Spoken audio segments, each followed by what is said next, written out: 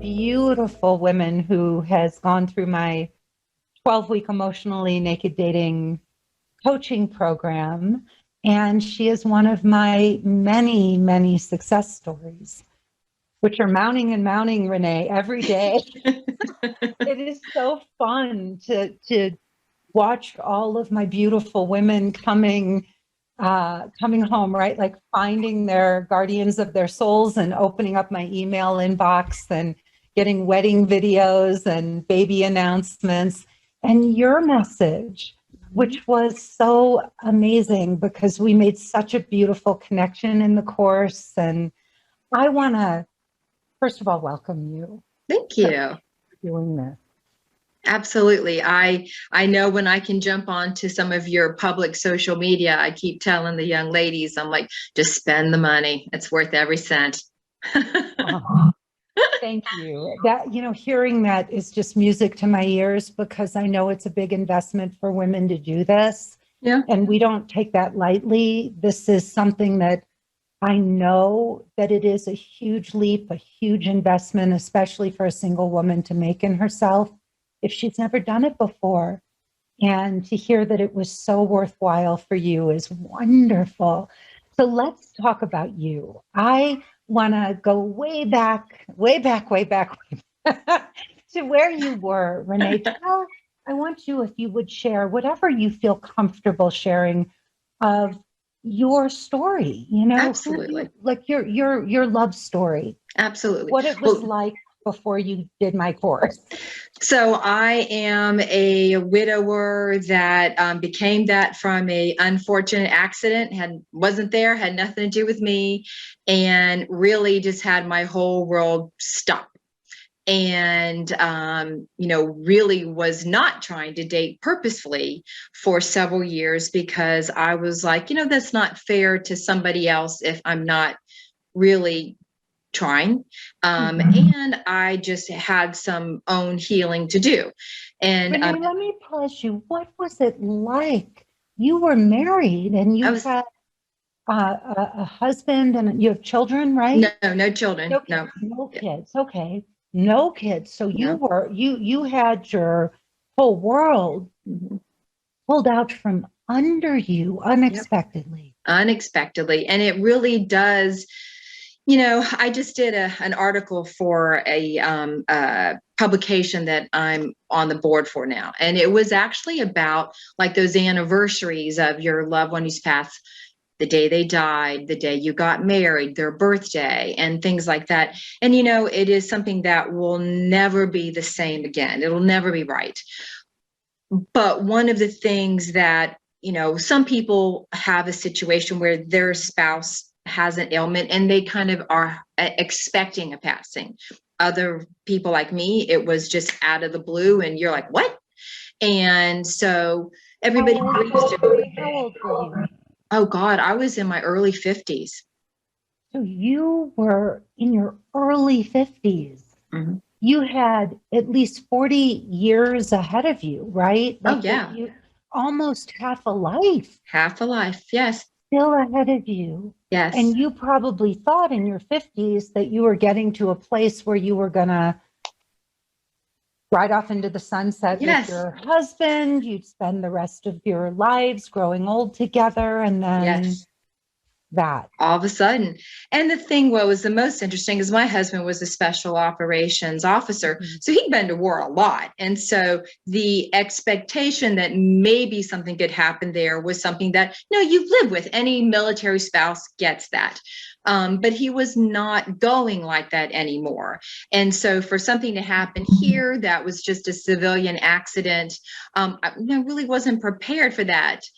And the good news was, we talked about if something happened, what would you like for either of us? So it wasn't unfamiliar conversation. And so I kind of knew what to do. And honestly, I was on autopilot for quite a while. And then there were a lot of loose ends you take care of. And for anybody who's a widower, I'm singing their song. You have responsibilities you have to take care of for right then and there. And then there's things that after a little while still need to be taken care of. And then now you're trying to find whatever that new norm is. And a lot of times that new norm is wow, I've got great friends and family, but I'm all by myself. They can only provide so much, real companionship. And And Renee, how long was it where till you came to that place, where you two were like, years, 2 so there were years. 2 years of just grieving and Mhm. like dealing with the fallout, trying Oh to yeah. just get your balance back. Yes. And then Yes. 2 years after that, you Right. started to think, wow, okay, I have a life to live and I'm still alone. Like I'm alone now. I'm alone though now, right? Like the gravity of that really hit. And so again, my late husband was gone a lot. He would be, Tell me about the gravity of that well, hitting you. and I'm going to speak only for military wives. Mhm. You're used to being gone and being alone for a year. I mean, multiple times for a year. And I had a girlfriend who lost her husband, and she really prepared me. She's like, Renee, the first year you do that. You've done that numerous times, because it's the second year that the real impact that deployment is a finite. If the person will never come home, really hits you. And she was right. It really was a different level of The um, second year. the second year, the finality of that's that. And so for me, kind of got through that place and then decided, you got to try. And I was fortunate that there was a friend who had gotten divorced, and we had always been great friends, and thought, oh, maybe our paths are crossing again for a reason. And that's really when I got the inclination to reach out to you, because I just kind of was putting my toes in the water dating. And I'm like, good God, you have no clue. What do you mean? My favorite joke is I was married, and I had a girlfriend of mine that had a date come to an event, and she said she met him on Plenty of Fish. Well, I like to go fishing for real fish in the sea so I can eat them for dinner. Right. And so I was like, she's like, oh, I met him on Plenty of Fish. I'm like, oh, do you like to fish inshore or offshore? Because I'm in Florida. He goes, oh, I fish inshore. And I was like, oh, that's nice. And just continued on. And then I'm like, what? That's a dating app? Oh, And that tells it all, folks. You want to know this girl didn't know about dating? There's your story. that's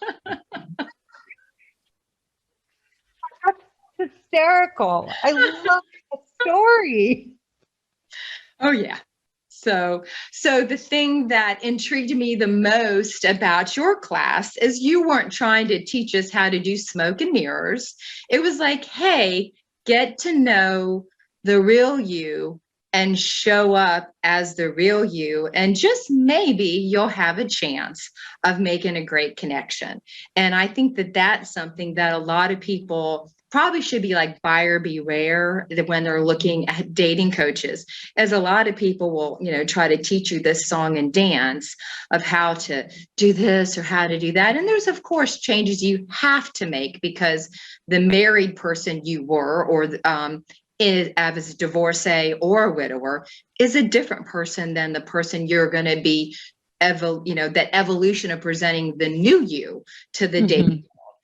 So that's expected, but really the ability to just really show up as just you. I asked my dear boyfriend this morning, I said, I'm going to do this interview today. What one thing would you say impressed you the most when we first had our first date? And he's like, you just showed up unapologetically you. And it was true. I had told myself, I'm going to just lay it on the line and say, here's me. And either we'll have a nice first date and we'll get to know each other, or it'll crash and burn quickly and we'll both be better for it. And we had our first date was 8 hours. So it was great. But I just thought that was the neatest thing that he was like, he goes, that really intrigued me about you, is you were point blank, this is me, here you go. And Renee, you really, the naked dater showed up. You are really are something else. I mean, for the, anybody that's going to watch this interview, yeah, I just have so much respect for you. You give back so much. You have such a huge heart. You're still giving back to military wives and community, and your business is a giving back business that is so much based on love and helping women, people, elderly improve their lives, live better lives, richer lives. So you're a remarkable, remarkable woman.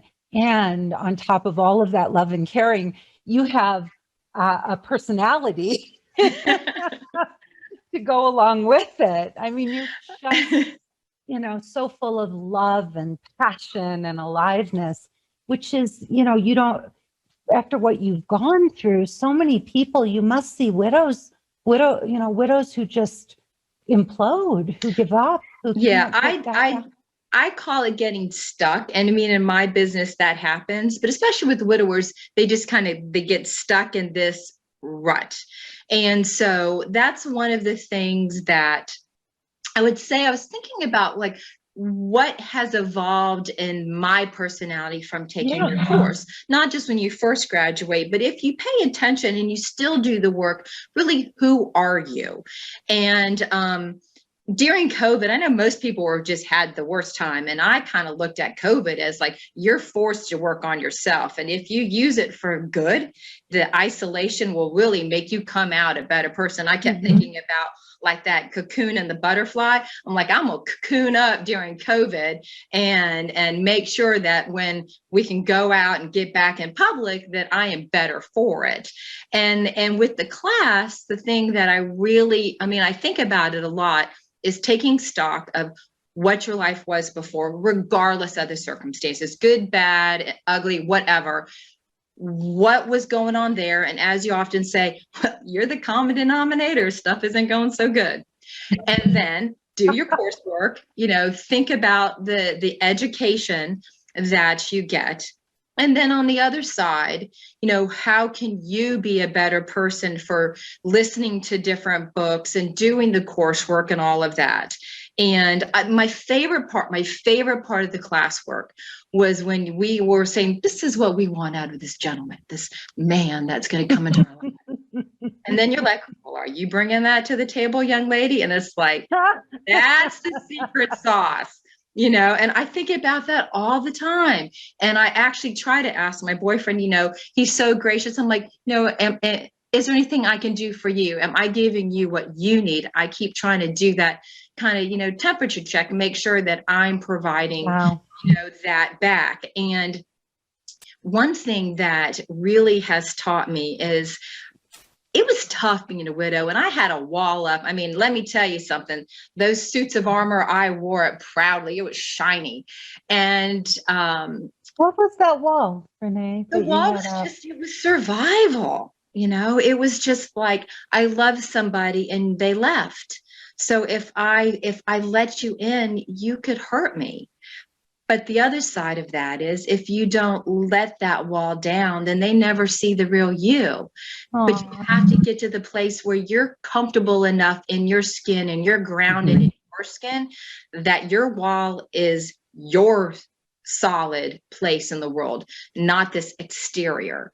And also not trying to be the tap dancing monkey that's good on paper, but just be the best you that day for whatever date, whatever things coming up in the world. Just be the best you that day.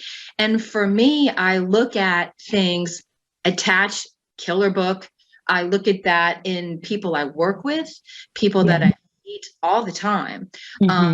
And also the whole thing about, just kind of the good enough boyfriend. I mean, I dated a breadcrumber, and when that all ended, I'm like, I want the friggin' baker. I don't want the breadcrumbs. And so, but you have to be strong enough in your resolution of what life looks like for, I think, successful dating. I gave my boyfriend my letter from your class just the other day.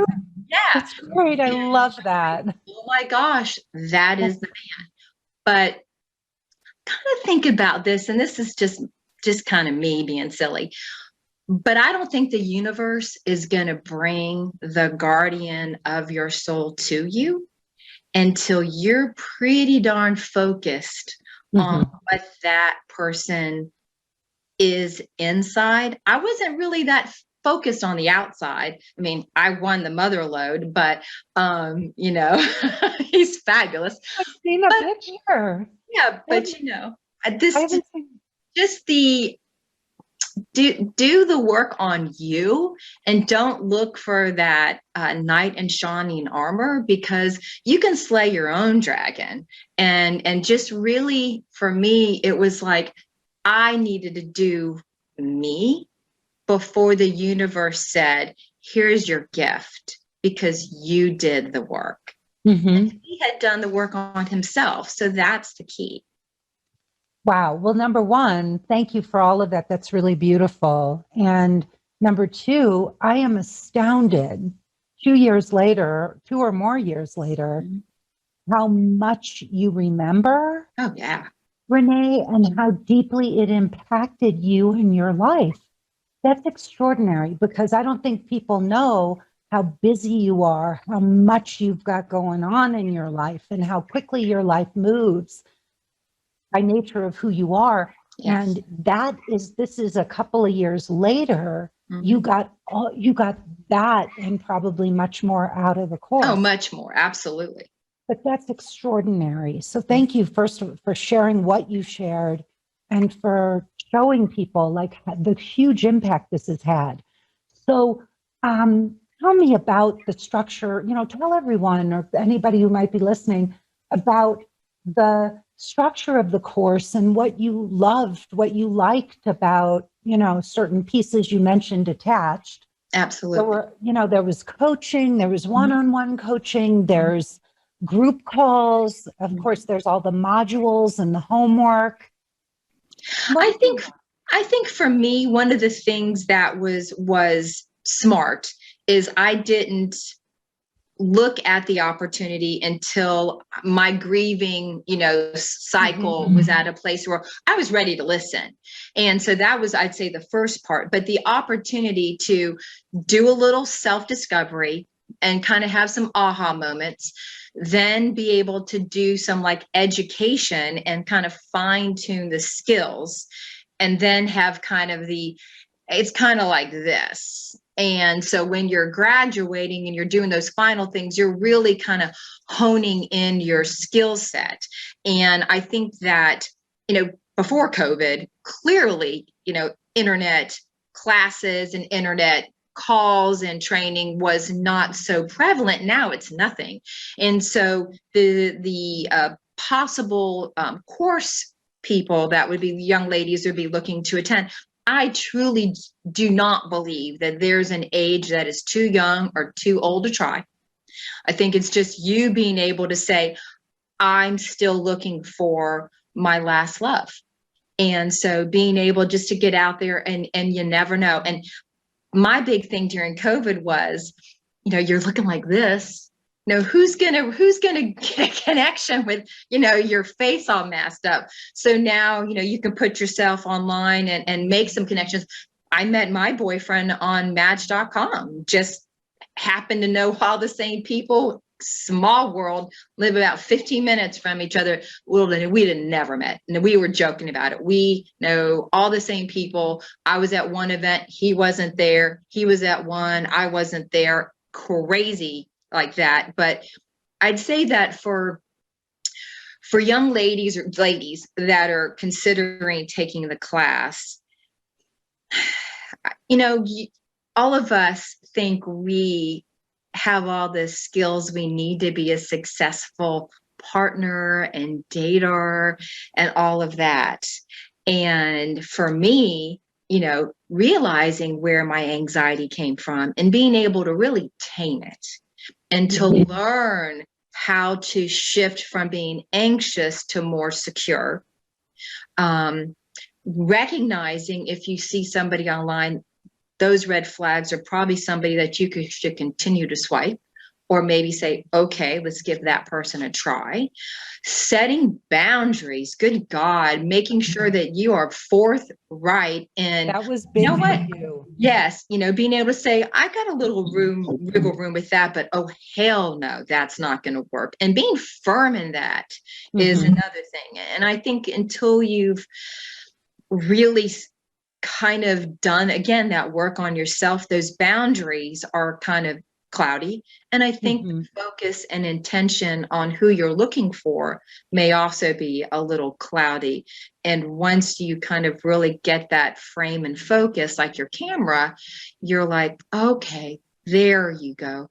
That's who I was looking for. And I would hope that on the gentleman's side, that they've done the work and realized that the quality of the person who is, sitting before them on their first date. Our song that we say is ours is a song about almost maybes because he's dated a few and I've dated a few, and we're kind of like, we're better for those experiences because the positive attributes that each of us bring to the relationship would not be that attentive if you hadn't had somebody who didn't have that attribute, and you're like, that will not do. That's great. I love that. Renee, let's talk a little bit about, the course itself, because there were did you enjoy like the group calls? Talk about those a little bit, because that seems to be a highlight for a lot of women. I think the group calls are wonderful because one of the things is you'll realize when someone asks a question, you're like, oh, that's not just me. And you can think about when that was you that would have maybe reacted that way in the beginning. And I think that it, especially with COVID and everybody so isolated, before it was nice to hear the stories, but now as time goes on and on, I think you realize that you're not the only one with these challenges. You're not the only one that's sometimes struggling or sometimes winning. And so being able to be the cheerleader for the ones who are having a great success, and being able to be supportive and the cheerleader for the one that didn't have the success, is really a great tribe of ladies who, they took the time, they made the personal investment on themselves and said, you know what, there's something more than what is I'm doing right now, because right now it's not working because I'm alone or I had a bad situation end. So by being able to look at the structure, because you got to have some structure, and the rigidity of, okay, here's what you need to do. And then the fluidness of the one-on-one coaching with you and your young, team. And then having kind of in the middle with the group calls, you get such a nice bandwidth of experiences that I think, depending on the type of person you are, whatever that particular need is, one of those three versions are going to really probably fit the bill of what will make you a successful graduate and hopefully find, your guardian of your soul. So Renee, tell everybody a little bit about, your dating experience once you did the course. I know you had ups and downs. You had you had somebody who you thought was your guy, and then you had your imposter. And my imposter, yeah. And and then you met your guy, and everybody loves. So give people, what led up to that, and then the love story, how this happened, because you've met a man I think that you will spend the rest of your life with. I hope so. I think we both hope so. I would say that for me, it was a situation that I was taking a class when I was dating one person and realized I didn't really know what I was doing. But it taught me some lessons. It was a great opportunity to recognize I was so unprepared for dating now, because I was married for 20 years, that all of the homework, all of that was a great opportunity to kind of check and balance where things were good and bad. And then kind of was like, you made me by myself online because I couldn't graduate. And I was like, I don't want to. So I did. And I met a nice nice gentleman, and but he was an avoidant, and I didn't know it, and was hoping I would be able to maybe be the one he was looking for. And I wish him nothing but the best, but it just wasn't meant to be. Again, if I hadn't have taken the course, I'd have probably been still waiting for get off that carousel of just maybe, just maybe, just maybe. But without the data and the knowledge, you just stay in that same old rut. And that ended politely. And then I had my imposter, and that was a situation of wow, should have watched that Facebook class when you had it. But it taught me a lesson of buyer beware. Sometimes if it's too good to be true, it just might be. But it also taught me how to be a smarter dater. And so I'm thankful for, God knows I never said this a few years ago, but I'm thankful for those little bits of heartache, because the person that showed up on the first date almost 6 months ago was prepared. I knew what to look for and what I would be agreeable to. And the other thing that your course and those almost maybes taught me was to have some grace in the experience, to wish them well. They weren't for me. And to hope that they do find the right person for them. Right. But again, without the journey of the education from the set course and the ongoing education as a graduate, and the opportunity to kind of hone in even more of a really fine skill, unfortunately, you need nowadays. I know I would never have met this gentleman and him wanted to date me long term. And Renee, can I pause you for 1 second? There's something that I really want to just illuminate for everybody who doesn't know what you were like before you did the course. I recall that you were you wanted your outcome, and you were, you were a bit controlling, maybe, if that's an okay word to use. I don't know. With the one guy, there, this grace, this kindness, this sweetness. Of course, that was always in you. That's, but this is also something you developed. Oh, very much. Was this grace and this love for men and this, understanding. And can you talk a little, because that's a big outcome. It's a big thing. So I'm a girl boss. I'll be the first one to admit it. I'm a hard charger. I tell people what to do without any hesitation. And when I'm in that mode, watch out, because the bodies are going to be flying. But I actually, on my first date with my dear, I worked that day. I was girl boss, working, doing my whole 9 yards. I came home, took a bath, had picked some pretty clothes, and was purposeful in shifting my energy from girl boss to a neutral lady. And I let him lead, and was very much like, there's only one man that I need in the relationship, and I get to be the man in business. I don't want to be the man at home. And so I have a frilly top on. I now own a little bit different wardrobe due to your suggestions. And I would say that you kind of get used to, you think, this worked in your marriage, let's just say. In my marriage, my late husband was happy to let me lead, because he was gone a lot. And I don't fault him for that. It was just due to the circumstances of war, But this was kind of, being a widow, I consider it like you're rebooting your computer or your phone. Some of the hard drive and all that stuff's still there, but you get to choose if that app stays or that goes. You get to make those choices. You get to paint that picture of what life looks like, whatever reason you're single again.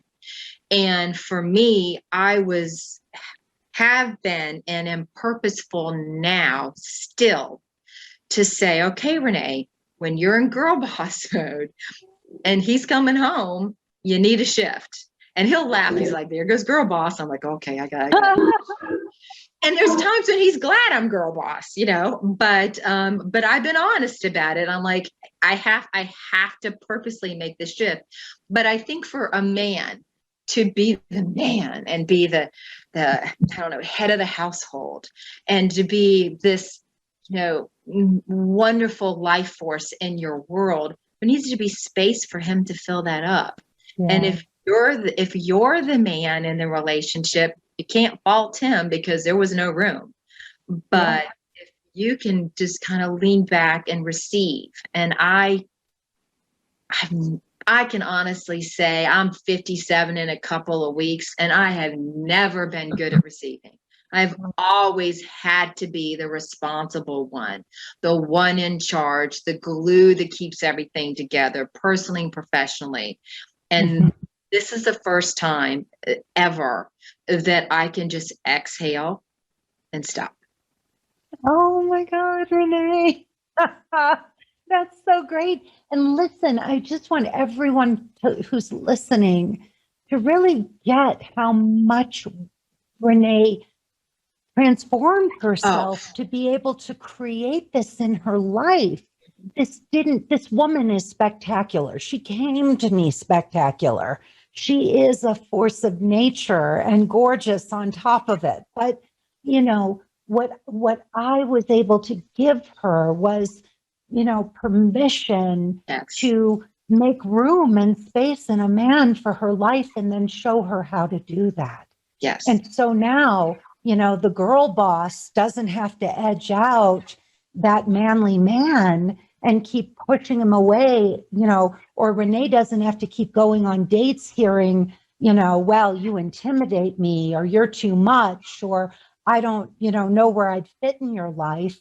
Yes. Because she's stepping back and she's learned how to create that space now to do that. And by the way, you didn't lose any of who you are. Oh, no.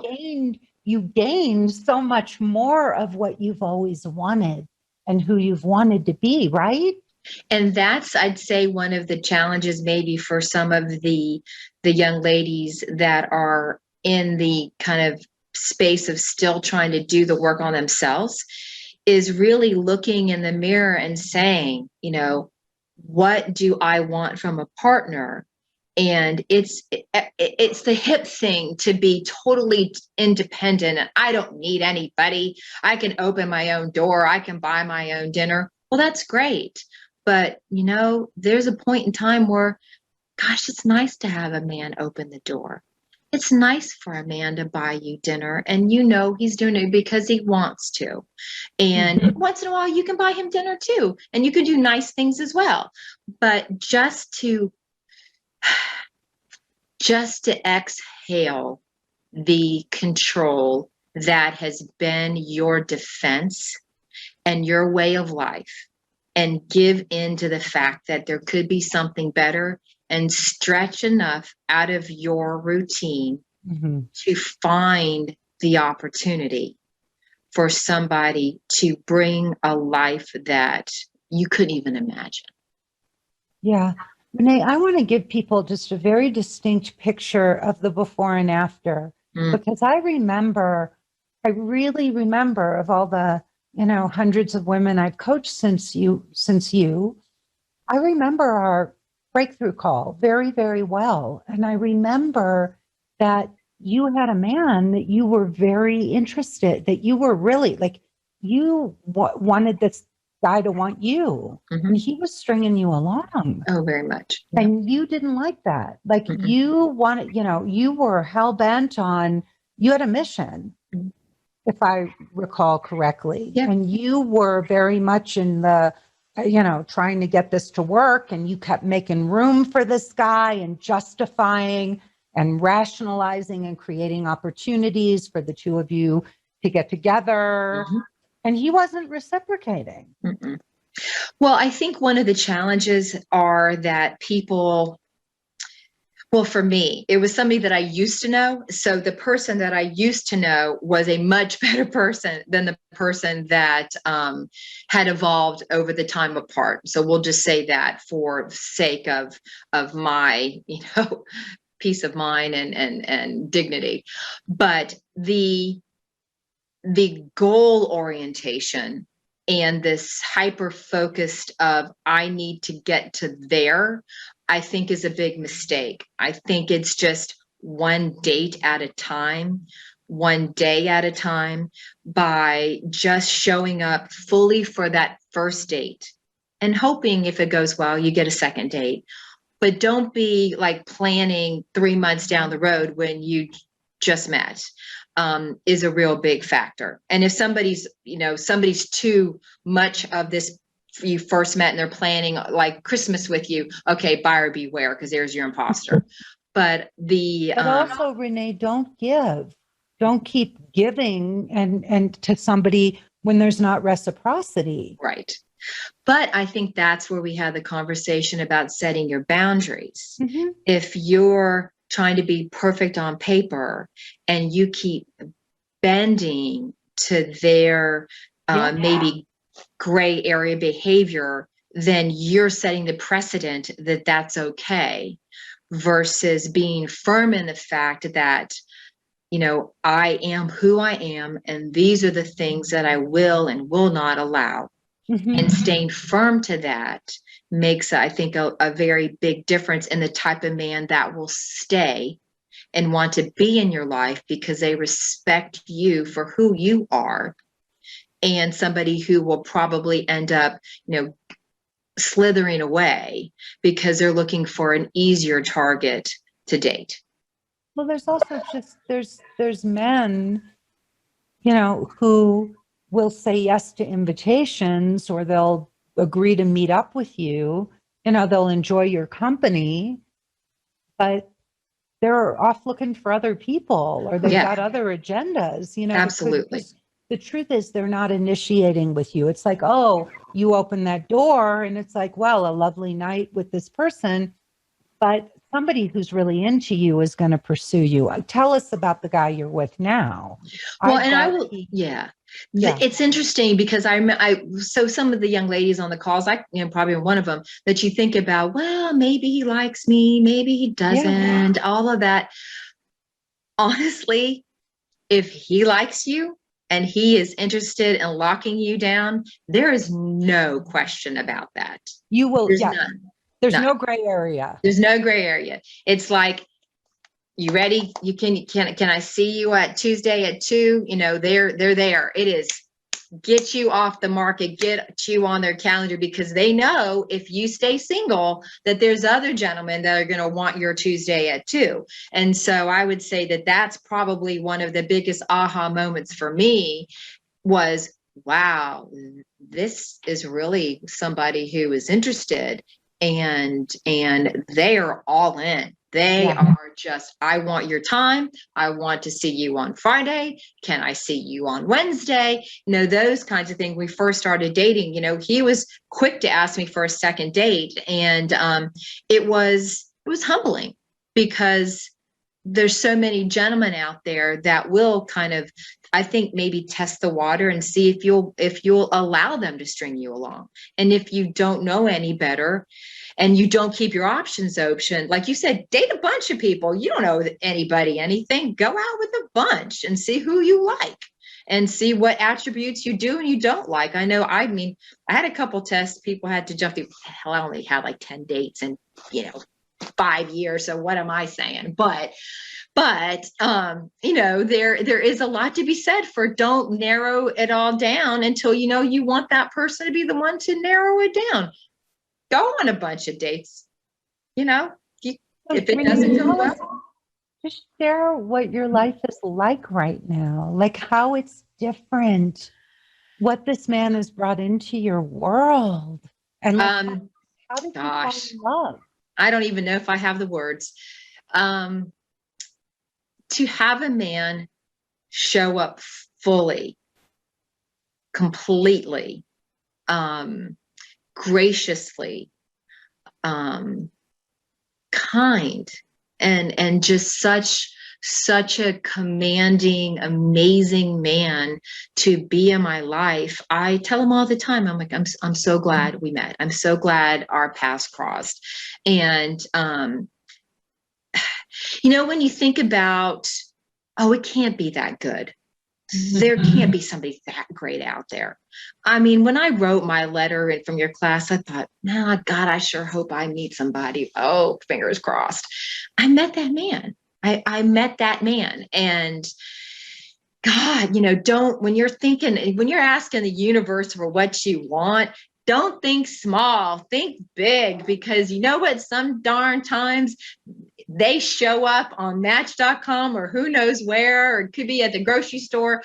But ask the universe for something friggin' spectacular. And you know what?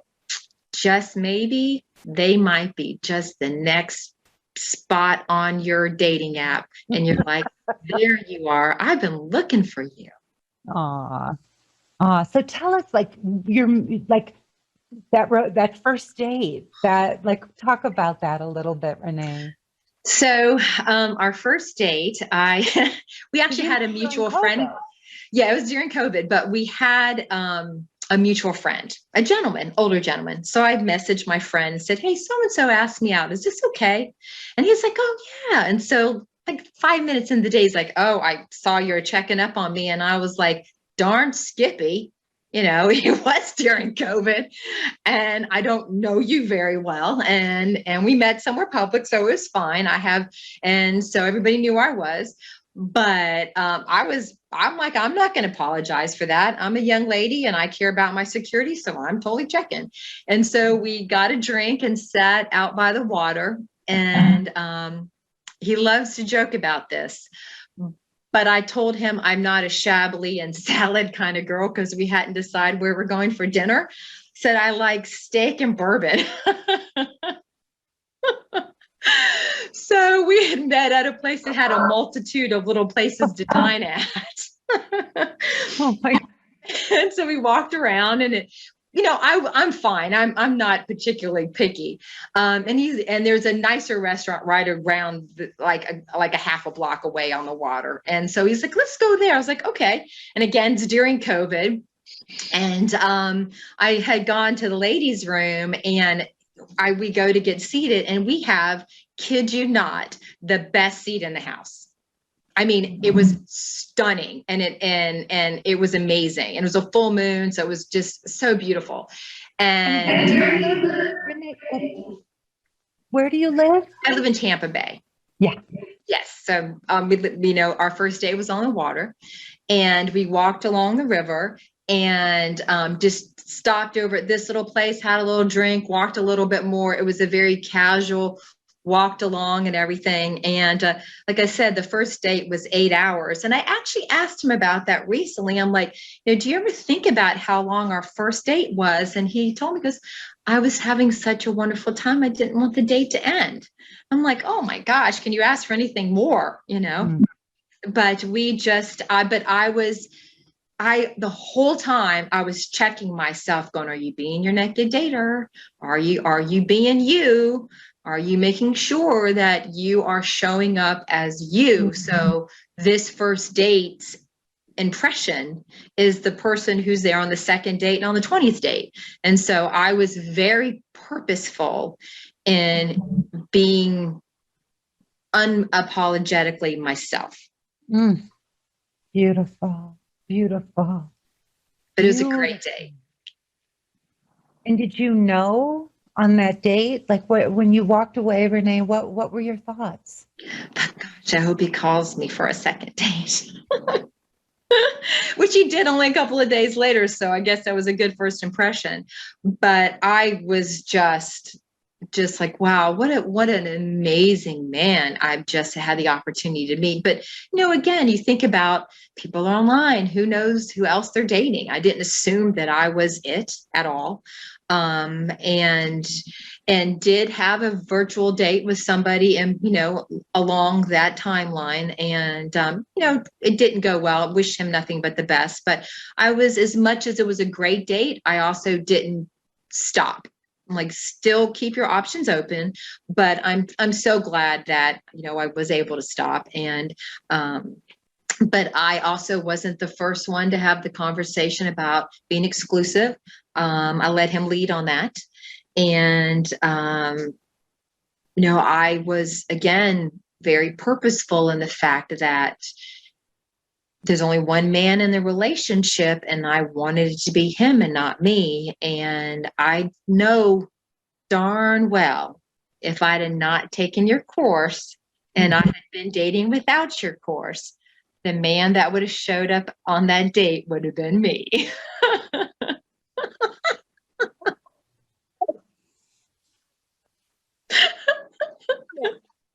That is incredible. Renee, thank you for that. Absolutely. Absolutely. I love that. That is brilliant. I am going to use that. I will.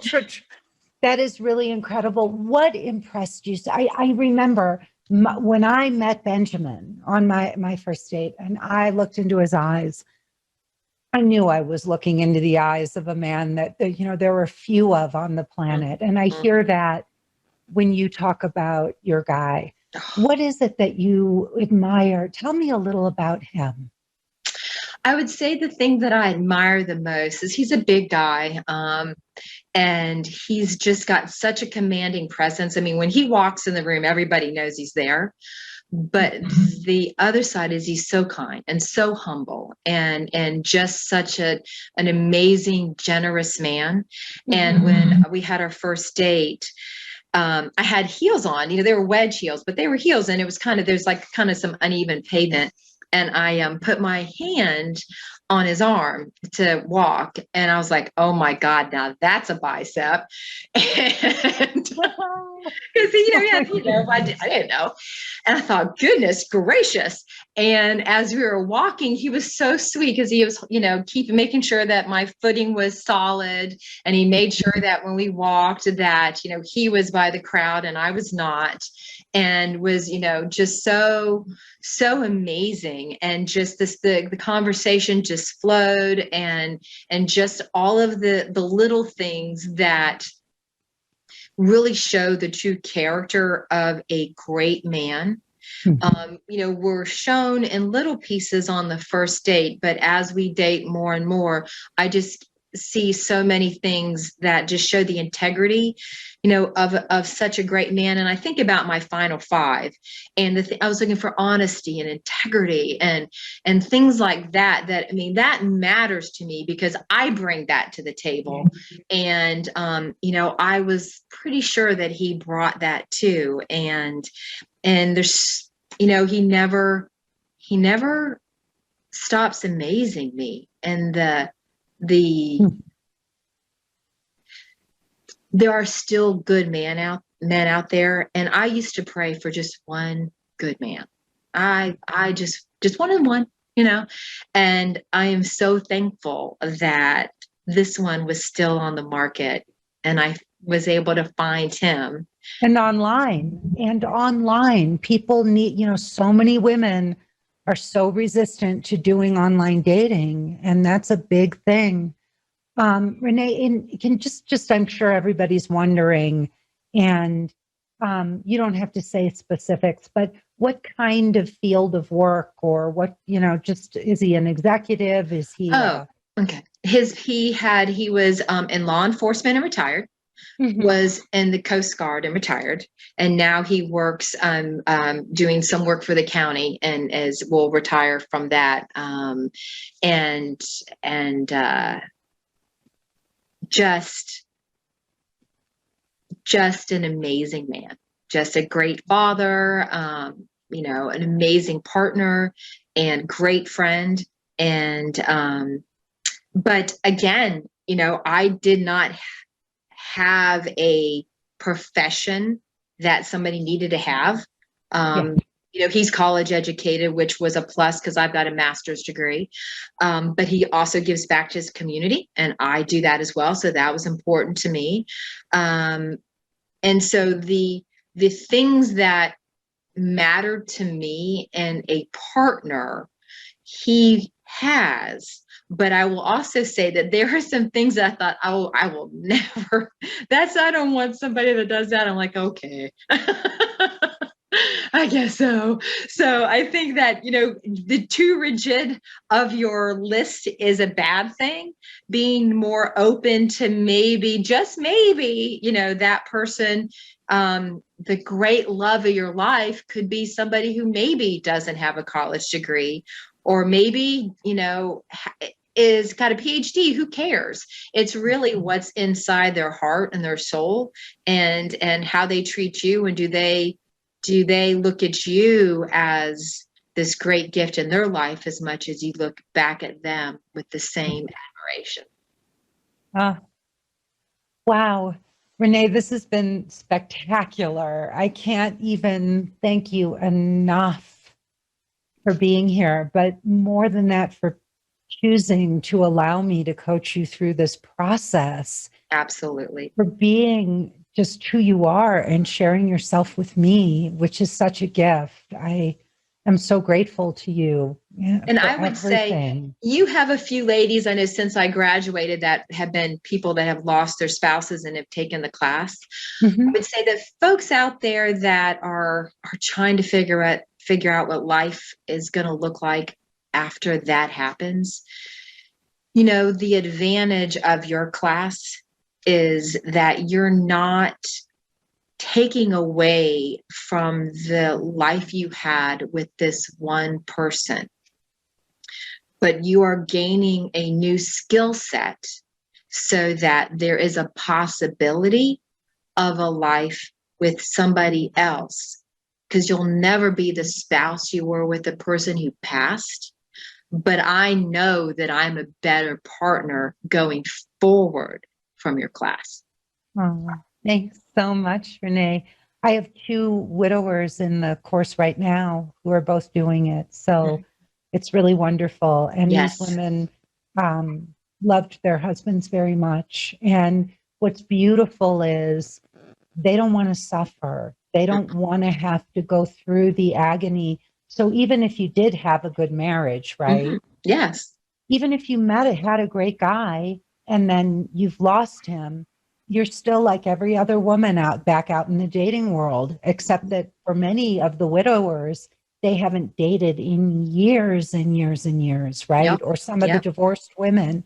And so can you go out there and troubleshoot and put yourself through this and keep reading books and wasting time? And you'll get so frustrated, you'll throw in the towel. A lot of women, especially widowers, will say, well, maybe it's not meant to be. I had it. Now I have to get on with my life. I just lost my spouse earlier than some other women. And now it's over for me. No, not at all. You don't have to do that. You can have love again, and even a different love, a love that's equally as beautiful in other ways, because you're a different person now, right? And I would say that the thing that also the course does is you can look back as a successful marriage before, but also the coursework that we have with you, it can also show you where maybe, you could have done that a little better. And then when you go forward, you're, just that much more prepared to be a great partner. I can see things where I would have reacted to that scenario differently with my late husband, where I've chosen, because I've learned a new set of skills, to react differently now. And I'm thankful for the different choice and the reaction, where I know if I had not taken the course, if I had not done the further education and I had not done the work on myself, I would not have reacted that way. And as I look back at the choice I make, I'm able to be proud of that versus going and looking back and thinking that really wasn't the best course of action. So those skill sets, both personally, but also professionally too, you learn because you are a more educated person on not just dating, but probably interpersonal relations and how to, look at people and situations and all of that. And so you're just a better human being on the planet going forward from doing the work on yourself, not only as a partner for your love interest, but also as a person who's reacting with other people in the world. Yeah, the skills are things that you could use throughout your life. I've had mothers, go through the course and say, "Oh my God, my son just told me that I'm the mother that I'm now the mother he's always wanted." And that's because of your course. Mm-hmm. But you learned a whole new level of relating, of choosing a partner, of being able to be with him and create a completely different kind of relationship. So, even though the relationship I know you had with your former, your husband was wonderful, this is in some ways a more sophisticated relationship because you have more sophisticated relationship skills. And you also, I will say that taking your course, even though I had a very good marriage, the person that I am in this relationship is so unguarded. And I am so much more just, authentically myself, where, I didn't have that. So it is a completely unique relationship. And so for you, I'm thankful because, I would never have, I show up every day trying to be the best I can be, but I would never have that skill set if I hadn't taken the coursework and done the work and continue to kind of self-check myself. Sometimes I'm like, oh, you're going sideways, stop that. But, it does, you have to do that. I mean, you have to be purposeful in making sure the relationship stays on course. I joke about like a sailboat because there's, you've got the wind and it's carrying you forward, but you got to do a little bit with the rudder to make sure you're going in the right direction. And so I think it's a little bit of both. Oh my God, you could not be more precious. If I thought you were cute before, then this is like a whole new level of Renee. You are this, and it's so wonderful to see these skills and how how they've continued to help you evolve. Renee, I am grateful to you. I think we could keep going and covering more and more rich layers. Girl boss has to go to work. Well, and yeah, but this has been so extraordinary. What a gift to me to be able to go back and just spend this time with you and hear your story and know that you met the guardian of your soul and that, hey, it's one girl helping out another. I mean, like I said, ladies, you spend a lot of money on shoes and makeup and all kinds of other stuff. Just take a step back and do you and put a good bit of effort in. I mean, I'm late 50s, shall we say? And I think about, if we put the depreciation down for what I spent, it's a cup of coffee at Starbucks over the next so many decades. I'm good.